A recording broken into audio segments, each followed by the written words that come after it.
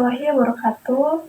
Saya Fitri Cynthia Dewi Pramswari dengan NIM 2286206030. Di sini saya akan melakukan kegiatan praktikum sifat cahaya untuk memenuhi tugas UAS praktikum IPA. Kegiatan praktikum yang pertama yaitu dengan berjudul benda yang dapat ditembus oleh cahaya. Tujuan praktikum ini untuk mengetahui benda-benda yang dapat ditembus oleh cahaya. Kemudian teori dasarnya yaitu menurut Kamus Besar Bahasa Indonesia, cahaya adalah sinar atau terang yang berasal dari sesuatu yang bersinar seperti matahari, bulan, dan lampu. Dengan sinar memungkinkan mata kita untuk menangkap bayangan benda-benda yang ada di sekitar kita. Menurut Endo Wahyono dan kawan-kawan, cahaya adalah gelombang elektromagnetik yang dapat merambat dalam ruang hampa. Ia berbentuk partikel halus yang memancar ke semua arah dari sumbernya. Berdasarkan sumbernya, cahaya dibedakan menjadi dua macam, yaitu cahaya yang berasal dari bagian sendiri dan cahaya yang memancar dari benda akibat pantulan cahaya pada permukaan benda tersebut. Salah satu sifat cahaya adalah cahaya dapat menembus benda bening. Benda yang bening adalah benda yang dapat ditembus oleh cahaya. Dan kaca bening tersebut, cahaya sinar matahari tetap dapat masuk ke ruangan, meski ada penghalang karena jendela terbuat dari kaca bening. Nah, kemudian di sini alat dan bahan yang saya gunakan yaitu yang pertama ada senter. Kemudian ada plastik bening, lalu ada kertas karton, ada kardus, kemudian ada triplek, dan yang terakhir gelas bening. Cara kerjanya yaitu yang pertama kita nyalakan senter dan kita sorotkan ke kardus seperti ini. Nah, di sini kita bisa lihat kalau cahaya senter ini tidak bisa menembus kardus ini.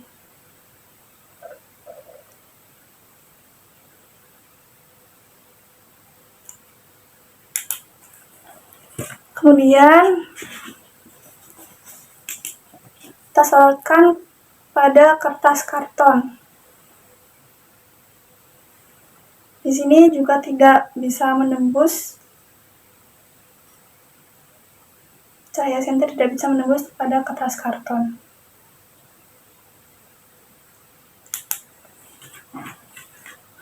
Kemudian kita tembuskan cahaya senter pada plastik.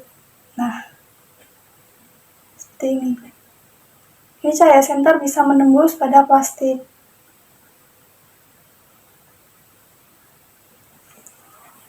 Lalu kita sorotkan pada gelas bening. Seperti ini.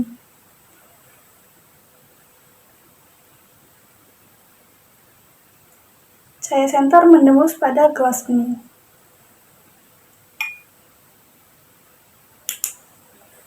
Yang terakhir pada triplek seperti ini. Nah, di sini juga terdapat bahwa cahaya senter tidak bisa menembus pada triplek seperti halnya dengan karton dan kardus.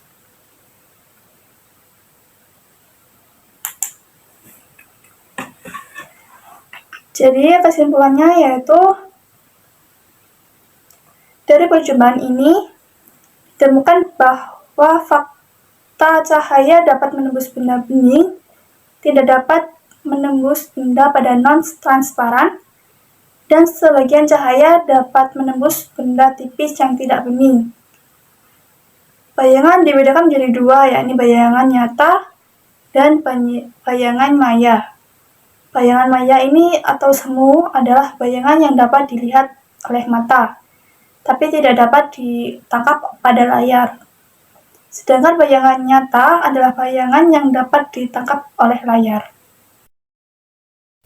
Di kegiatan praktikum kedua dengan judul percobaan pembelokan cahaya dan dengan tujuan untuk mengetahui peristiwa pembelokan cahaya. Dan teori dasarnya yaitu pembiasan adalah proses pembelokan arah rambat cahaya ketika melewati dua medium yang berbeda kerapatannya.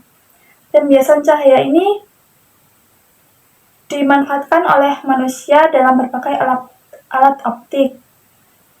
Selain itu, dalam buku Rumus Pintar Fisika SMP oleh Endro Wahyono dan kawan-kawan, cahaya adalah gelombang elektromagnetik yang dapat merambat dalam ruang hampa dan berbentuk partikel halus yang memancar ke semua arah dari sumbernya.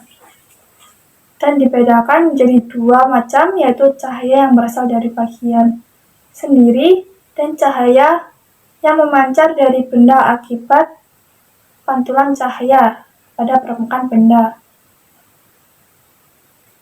Dan di sini alat dan bahan yang saya gunakan yaitu ada 2 gelas bening, kemudian 2 pensil, lalu 2 koin, dan air mineral. Cara kerjanya yaitu yang pertama, kita masukkan air ke dalam gelas secukupnya. Kemudian yang gelas satunya kita kosongkan tanpa air. Di sini kita masukkan pensil pada gelas yang berisi air dan gelas tidak berisi air. Di sini terdapat perbedaan yang pada gelas berisi air terlihat ada pembelokan cahaya pada pensil, dan di gelas yang tidak berisi air terlihat seperti aslinya atau tidak terlihat pembelokan pada pensil dalam gelas. Di sini kita ambil pensil yang ada di dalam gelas, kemudian kita ganti dengan uang logam. Kita masukkan pada yang berisi air dan yang tidak berisi air.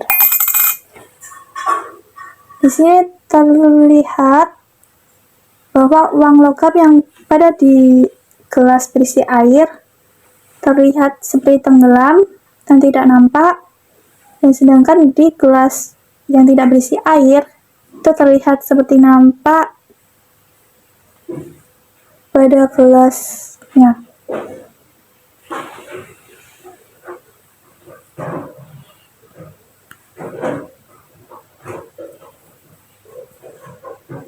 Jadi kesimpulannya yaitu pembiasan terjadi karena adanya pembelokan gelombang cahaya ketika melewati bidang batas antara dua medium yang berbeda.